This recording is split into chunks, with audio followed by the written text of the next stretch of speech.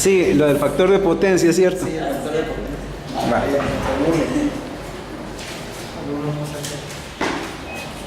Bueno, jóvenes, entonces, pues después de haberles explicado cómo está el asunto este del video, entonces hoy vamos a hablar en cuanto a protecciones.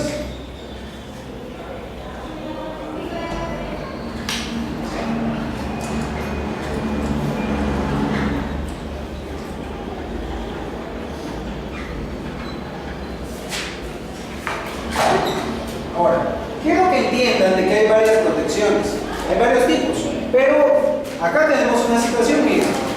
Vamos a ver los principales, los que se usan en una casa. ¿Está líder? Miren pues, estos tipos de protecciones, y aquí les voy a preguntar a ustedes, ¿qué tipo de protecciones eléctricas que se utilizan en una casa conocen ustedes? Cinto de aislante. No, ya no nos estamos refiriendo a cosas así. Ya es más que todo cuando se presenta una falla y viene y la protección de alguna manera actúa y nos libera del problema ese. El fusible. Muy bien, ahí ya tenemos uno. Entonces, vamos a anotarlo con otro criterio. Entonces,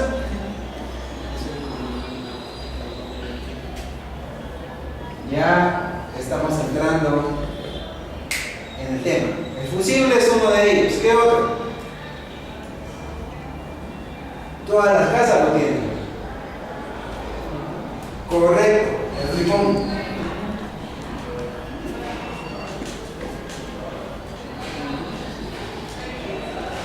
Muy bien.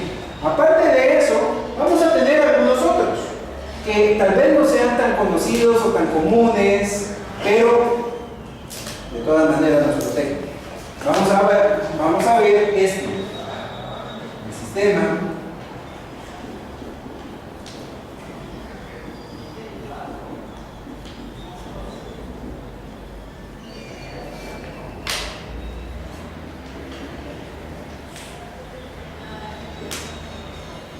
sistema de puesta a tierra. Bueno, vamos a ver estos tres. Ahora miren, jóvenes, hay más. Por ejemplo, están los UPS,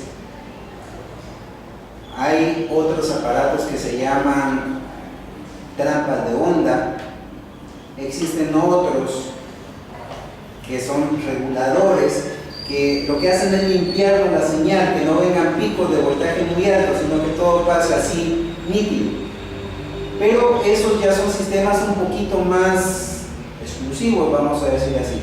Los más comunes son estos: fusible, el limón y el sistema de puesta a tierra. Hablemos primero del fusible. El fusible, si ustedes han visto alguna película de terror, una escena clásica es que están en la casa tranquilos, de repente llega el malo o el asesino y quita los fusibles y se va la luz en la casa y comienza a hacer matazones. Pero si ustedes se fijan, en los Estados Unidos por lo general hablan de fusibles, no hablan de flipones. ¿Por qué será eso? Bueno, eso se debe a que en Estados Unidos, pues el sistema eléctrico tiene mucho más tiempo. Pero lo primero que se utilizó fueron los fusibles. Entonces, los fusibles, imagínense que esta es la línea. Bueno, esta es la línea. Entonces vamos a representar de esta manera al fusible. Cuando pasa una corriente, y es una corriente mayor que la que este fusible puede soportar, aquí hay un alambre de un material que se funde fácilmente, de ahí el nombre de fusible. Entonces, ¿se recuerdan cuando hablamos del efecto Joule? De hecho, se los pregunté a ustedes. El efecto Joule, cuando pasa la corriente, el alambre se calienta. Bueno, pues esto está dimensionado de tal manera que cuando pase más corriente de la que esto es capaz de soportar, entonces pasa esto, miren, se abre. Y al abrirse, ahí se acabó la falla. Entonces todos los aparatos que están de aquí, de este lado, se protegen. Claro, pero tenemos el inconveniente que se nos fue la luz. Pero jóvenes, preferible que se vaya la luz un ratito y no que se nos queme la casa o que se nos quemen los aparatos, porque algo pasó. Ahora, básicamente, le repito, el fusible sirve para proteger contra cortocircuitos y sobrecorrientes. ¿Cómo lo hace? Bueno, hay un elemento fusible, vamos a ponerlo acá nuevamente, que es un alambre. Este es un símbolo, no vayan a creer que en la realidad así es. Este es un símbolo nada más. Entonces, este alambre es hecho de un material, puede ser estaño, plomo, materiales que se funden con suma facilidad. Pasa una corriente más grande de la que se debe y se abre. Ahora, yo encuentro dos ventajas en los fusibles. ¿Cuáles son esas dos ventajas? Número uno, bueno, escribamos aquí, ventajas.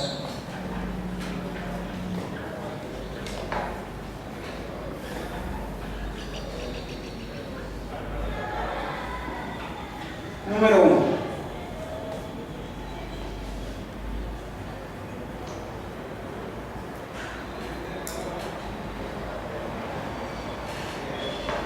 voy a resumir con esa palabra, la rapidez.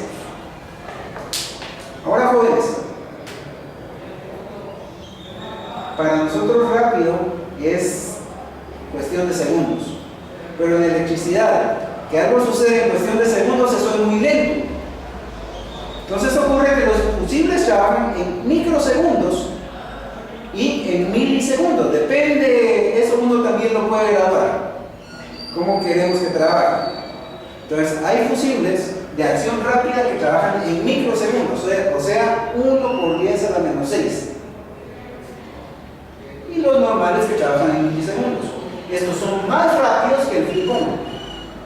El flipón, cuando hay una falla, también baja, pero se tarda más que el fusible. Entonces, esta es la primera ventaja. Entonces, imagínense ustedes que haga una falla e inmediatamente el fusible actúa. ¿Protegió el aparato? Sí, sí lo protegió. Ahora, y aquí la situación. ¿Qué pasa cuando un fusible se quema? Pues venimos, lo sacamos, ponemos otro. Ahora, como les explicaba en un principio, resulta de que los fusibles en un principio fueron utilizados para los sistemas eléctricos de la casa, pero después vino el flipón, y el flipón tiene la ventaja de que ese no hay necesidad de reemplazarlo. Entonces se quedó el flipón en lugar del fusible. Pero ¿se siguen utilizando los fusibles? Sí, sí se siguen usando. ¿Por dónde se siguen usando? La respuesta es en los aparatos eléctricos. Todos los aparatos eléctricos en los que ustedes piensen tienen fusible. Hay veces que uno dice, mi aparato está quemado, lo lleva a la electrónica y le cambian el fusible y bueno, aquí está. ¿Y cuánto es? 50 quetzales, 100 quetzales. Cuando el fusible solo vale alrededor de entre 1 y 5 quetzales. Entonces, a veces nosotros no sabemos que un aparato, pues lo que se arruinó fue simple y sencillamente el fusible, ese elemento que protegió todo el resto del circuito. Entonces, esta es la segunda ventaja de la que les quiero hablar del fusible.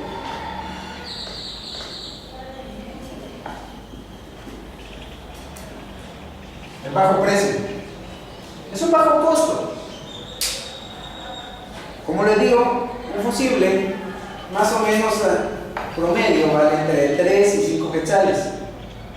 No son caros. Ahora, si tenemos la rapidez y bajo costo, tenemos una situación bastante buena. ¿Cuál es la desventaja del fusible? ¿Qué les acabo de decir? Y no le tengan miedo a la máquina esta que ustedes se dan cuenta que no está. ¿Cuál sería una de las desventajas que les acabo de mencionar? No les dije, miren, la desventaja es esta, pero la explicación que les di, ¿qué encuentran ustedes de desventajoso del fusible? ¿Perdón? Esa sería la situación. Uno tiene que venir, si arruinó el fusible, hay que cambiarlo por otro. Ahora, jóvenes, hay gente que viene y comete un error. Por ejemplo, se quemó un fusible, agarran un pedacito de alambre y vienen y lo ponen en lugar del fusible y otra vez vuelve a funcionar el aparato. ¿Será correcto eso? La respuesta es que no, porque por lo general, imagínense ustedes un alambre múltiple, un cable. Bueno, agarramos uno de esos pelitos y lo ponemos ahí, lo amarramos. Ahora, ese alambre está hecho de cobre y el cobre tiene un punto de fusión más alto, es el mejor conductor. Entonces, ¿nos va a dar protección? No nos va a dar la misma protección que nos da el fusible. Y si se vuelve a presentar otra vez la falla, es muy probable que ahora deje pasar una corriente que sí nos va a dañar los circuitos internos de nuestro aparato. Entonces, no es recomendable que si se arruina un fusible, vengamos y solo le agreguemos un alambrito ahí, ¿verdad? Mucha gente lo hace, pero no es correcto. Bueno, ahora algo muy importante técnicamente.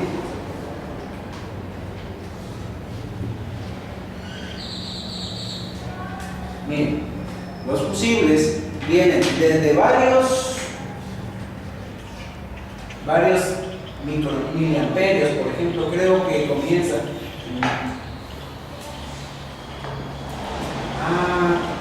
Fíjense que, por ejemplo, tenemos fusibles de 10 miliamperios en adelante. Ahora, ¿hasta cuánto son los fusibles?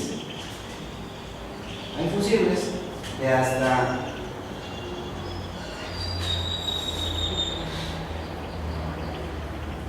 100 kiloamperios. Ahora, estos ya son de uso industrial. Estos son de uso doméstico, de uso de los aparatos. Pero los fusibles son ampliamente utilizados. ¿Dónde más se utilizan fusibles? En los postes. Ahí en los postes a los fusibles se les llama cañas. Porque tienen la forma de una caña. Por dentro son huecos. Entonces, por dentro tienen el filamento, el elemento fusible, y tienen un material. Y ese material, cuando hay un arco eléctrico, viene y se vuelve vapor de agua. Entonces, fíjense de que al ser vapor de agua, hace que el fusible venga, el elemento fusible salga disparado y la parte que lo contiene la caña se caiga. Entonces, ahí es cuando nos quedamos sin luz en toda la cuadra. Lo tiene que cambiar. Ajá, entonces tiene que venir personal de la empresa a cambiarlo. Pero, ¿por qué están esos fusibles ahí? Porque están protegiendo los transformadores. Los transformadores son caros y si se arruina un transformador es muy difícil de cambiar y caro en comparación con el fusible. Entonces, por eso todavía son utilizados ahí. Y bueno, ¿qué les digo yo de industrias ya más grandes? Ya si hablamos de la industria, pues ahí ya nos vamos a ver otras aplicaciones más grandes. Pero basta con esto. Bueno, entonces, ventajas, la rapidez y el bajo precio. Desventajas que hay que cambiarlos. Otra ventaja, la tercera,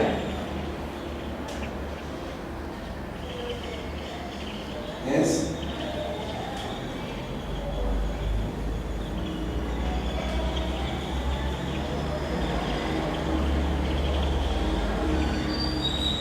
el pequeño tamaño.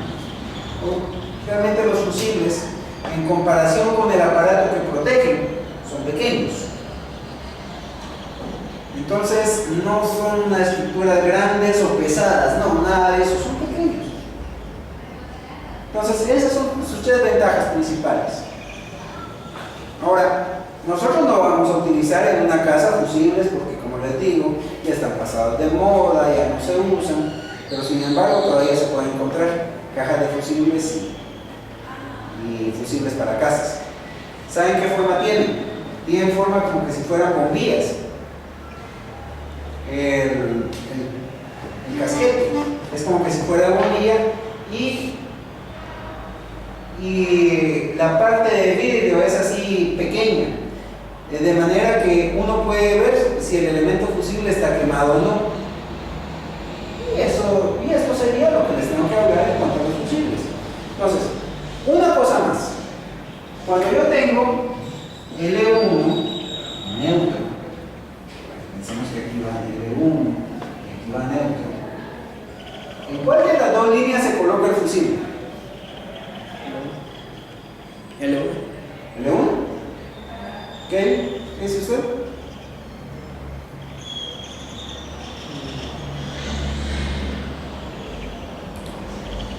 L1 porque es el que lleva la corriente. Bueno, ahí ya no tengo yo más que decir. Eso es correcto. Es en L1 porque L1 lleva la corriente. Entonces, ¿qué pasa si pongo el fusible acá? Pues miren, pues, lo que pasa es que si aquí hubiera una falla, esto inmediatamente actuaría y abre neutro, pero L1 es la que está alimentando la falla y la falla continuaría. Entonces, por eso, cuando nosotros vamos a instalar un elemento de protección, lo hacemos en la línea viva, en L1. Entonces, cuando esto se activa, la falla inmediatamente deja de ser alimentada y se acabó. Bueno, ahora, ¿tienen alguna pregunta en cuanto a lo que hemos hablado del fusible?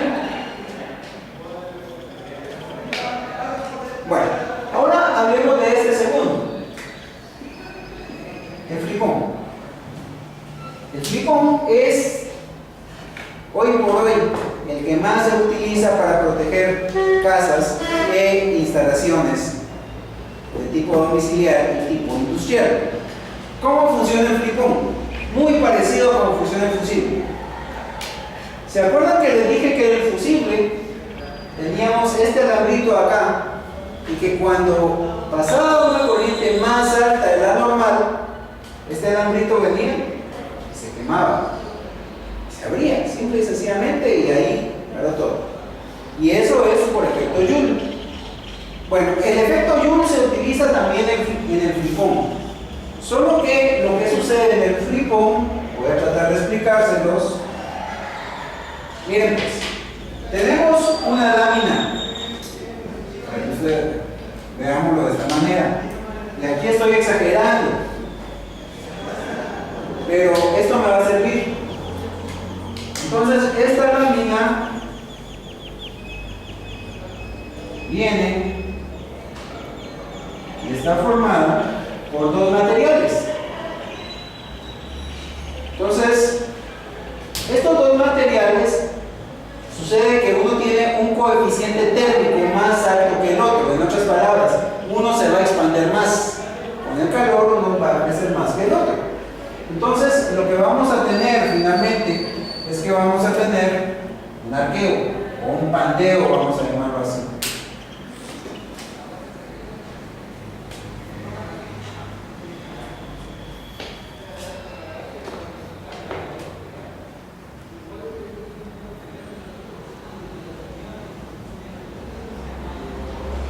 Bueno, esta cosa ya está.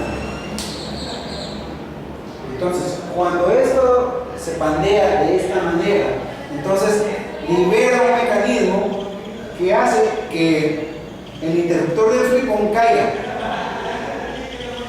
Y entonces así abre el circuito. Entonces, esta lámina, pues el grosor de estos materiales va a depender de la capacidad del flipón. Ahora, en el flipón, acá tenemos una situación más conocida en cuanto a las capacidades de los flipones. Ahora, esto me interesa que lo aprendan, que lo apunten, que lo tengan por ahí en alguna parte, porque esto nos va a servir de aquí en adelante. ¿Cuáles son las capacidades de los flipones? Bueno, el flipón más pequeño, entonces vamos a escribir aquí capacidades.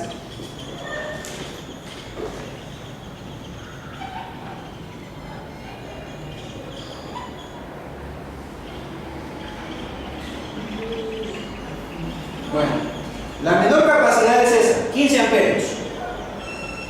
¿Hay flipones de 10? No como los conocemos. Sí hay, pero es para uso industrial, es otro uso. Y ahí ya se llaman disyuntores. Básicamente lo mismo, pero para lo que nosotros manejamos, 15 amperios es el flipón más bajo. Después sigue 20 amperios. Y ahí sigue 25, 30. Ahora, este de acá, este va a ser muy difícil que lo encuentre. ¿Por qué razón? Porque, jóvenes, ese flipón no es comercial. ¿Qué sucede?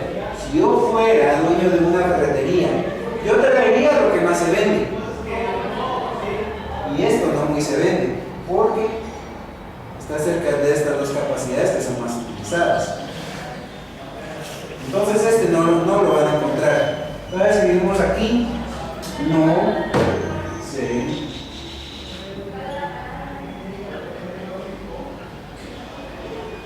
este no se comercializa. Sigamos. 35 no, ya no. Ahora sigue 40, 50, 60, 70, 80, 90 y 100. A partir de los 100, entonces ahora vamos a tener que el siguiente flipón está a 125 amperios. El otro está a 150. De ahí sigue 200, 300, 400. Ahora, de los que nosotros conocemos, así como los flipones que hemos utilizado, llegan hasta acá, miren, la misma forma. De aquí en adelante ya son otras formas las que vamos a tener. Es más, ahora les voy a explicar otra situación. Miren pues, un flipón, hay dos cosas que hay que especificar para pedirlo. Número 1, la capacidad en amperios. Todos estos son amperios. ¿Cuántos amperios van a pasar por ahí? Y número 2, el voltaje. Ahora, ¿cómo sé para qué voltaje voy a pedir un flipón? Bueno, miren pues, ¿se recuerdan de que hablamos que en 120 voltios hay L1 y neutro, ¿sí? Y que en 240 voltios hay L1, L2, neutro. Vamos a hacer.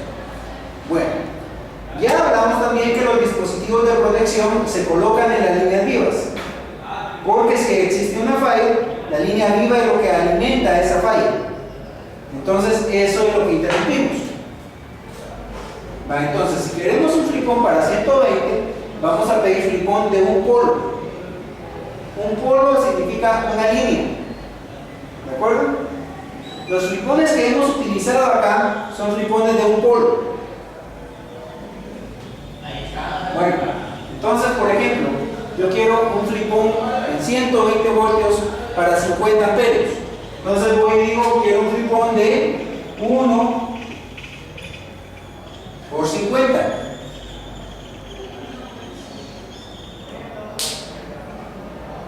Bueno, entonces este 1 me está diciendo que solo lo necesito para una línea viva. y eso es 120 voltios. Y en 240 voltios compro dos flipones de 1. No hago eso. Si fuera 240 voltios y siempre 50 amperios, entonces aquí ya el flipón va a ser un flipón de 2 por 50. ¿Ven? ¿Por qué 2? Porque estamos hablando de L1 y L2 y hay que interrumpir las dos líneas al mismo tiempo. No importa que la falla solo venga por una línea, se interrumpen las dos. Entonces, jóvenes, ¿estamos claros en esta parte? ¿Me entienden ustedes la diferencia entre un flipón de un polo y un flipón de dos polos? ¿Se puede utilizar un flipón de un polo para 240 voltios? ¿Qué dicen ustedes? Daily, ¿qué pensás?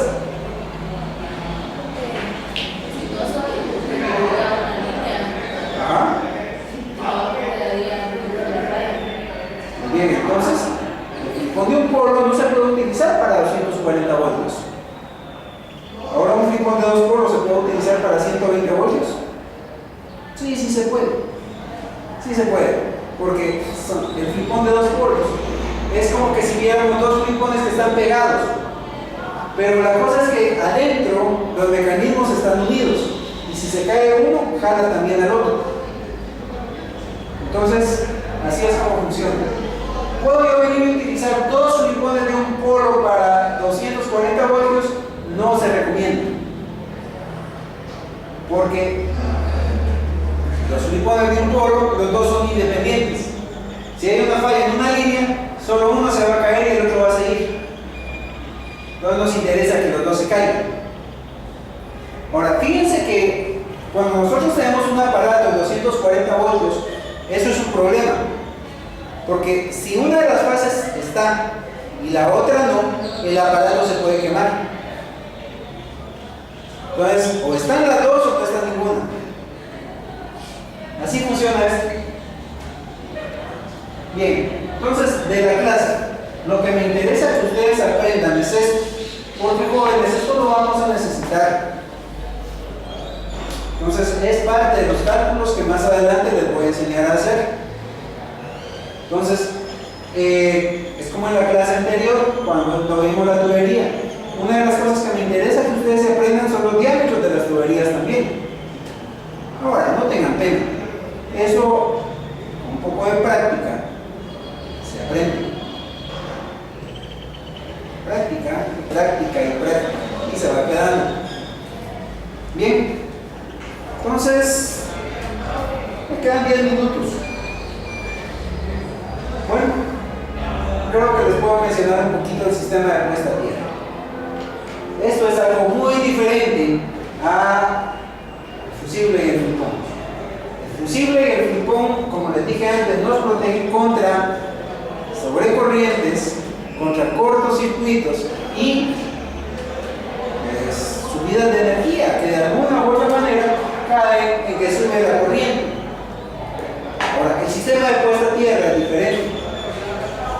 La idea del sistema de puesta a tierra es que la energía que estos dos dejaron pasar, en lugar de ir y dañar el aparato o dañarnos a nosotros, se vaya directamente a tierra. Entonces, ¿cómo se hace eso?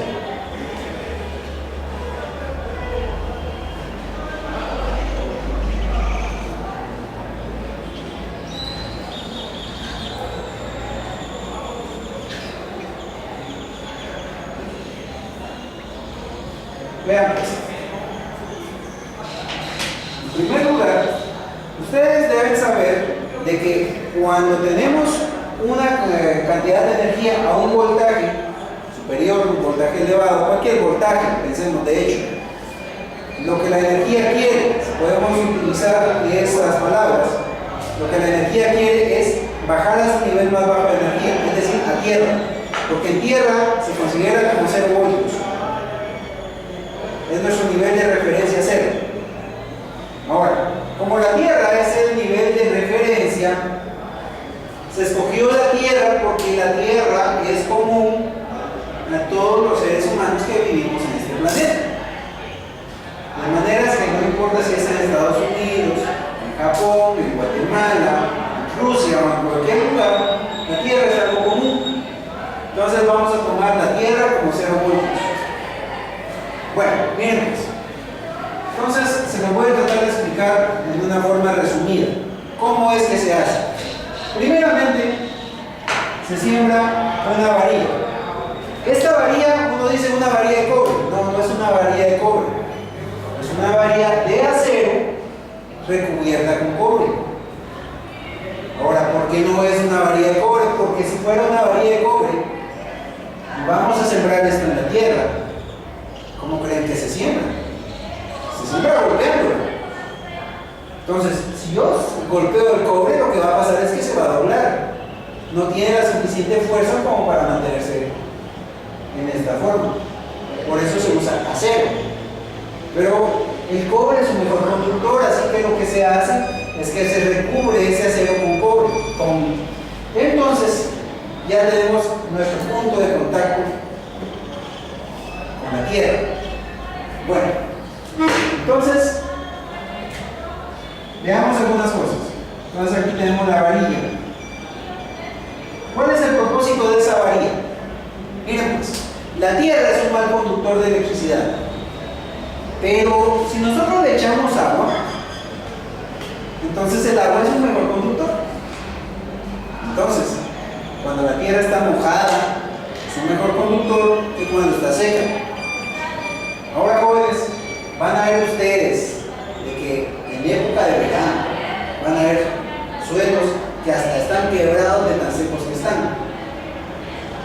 Pero si nosotros viniéramos y comenzáramos a cavar, encontraríamos que por más o menos a partir de 1 metro comienza a haber humedad.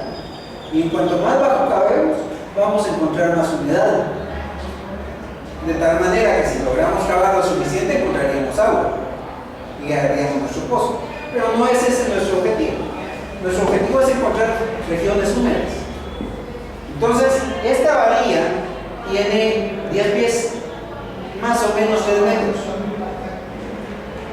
Hay veces que vienen los de las ferreterías y dicen, miren, le vendo media varilla. Entonces uno dice, está bueno, ¿para qué voy a sembrar esa gran varillota si no la necesito? No, no es así. El objeto de que sea larga es para alcanzar las zonas húmedas del suelo. En estas zonas, aquí cerca de la superficie, no hay mucha humedad, pero aquí abajo sí. Por eso tiene ese tamaño. Como les digo, no es porque sí. Bueno, pero aquí no termina la cosa. Bueno, imagínense que por acá yo tengo mi casita.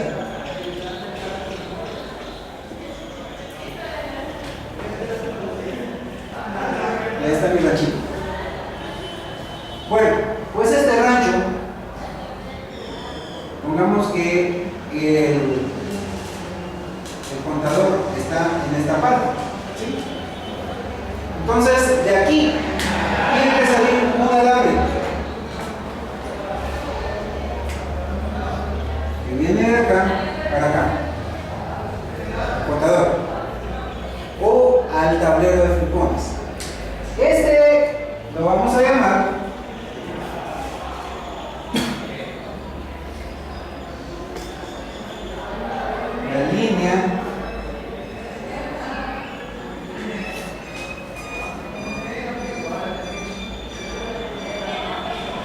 la línea principal de tierra.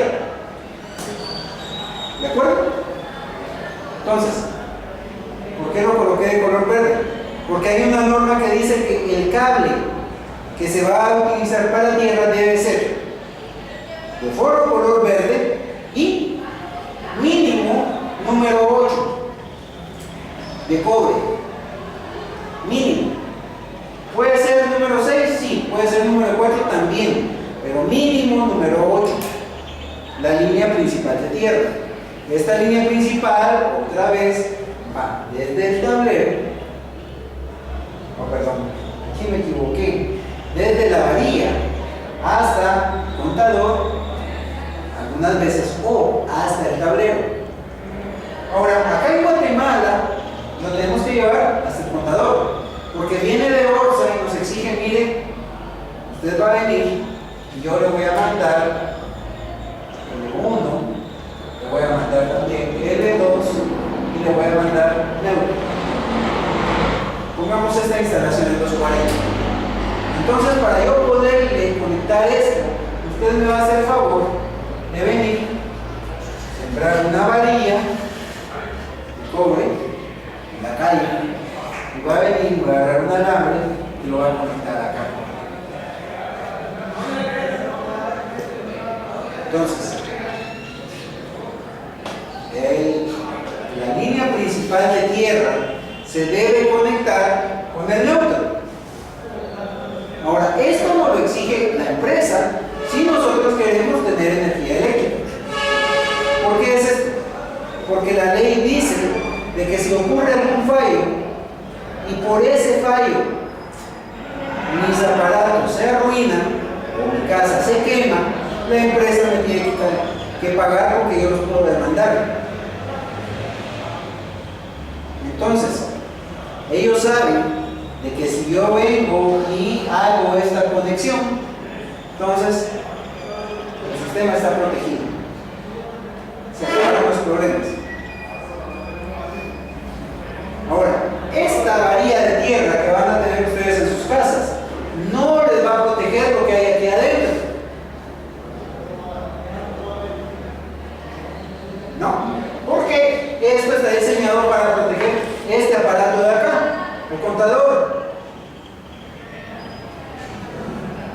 Entonces, ¿qué hago? Bueno, pues voy a venir y voy a sembrar otras varillas dentro de la casa. Y la línea principal de tierra la voy a llevar al tablero del flipón. Y en el tablero lo voy a conectar con el neutro. Y de ahí voy a sacar líneas secundarias de tierra, que van a llegar a aparatos tales como los tomacorrientes. Entonces, así es como está estructurado esto. Entonces, ocurre una falla en un aparato, bueno, no hay problema, el exceso de energía se va a tierra. Mientras que la falla la puede proteger el flipón de la casa o el fusible del aparato.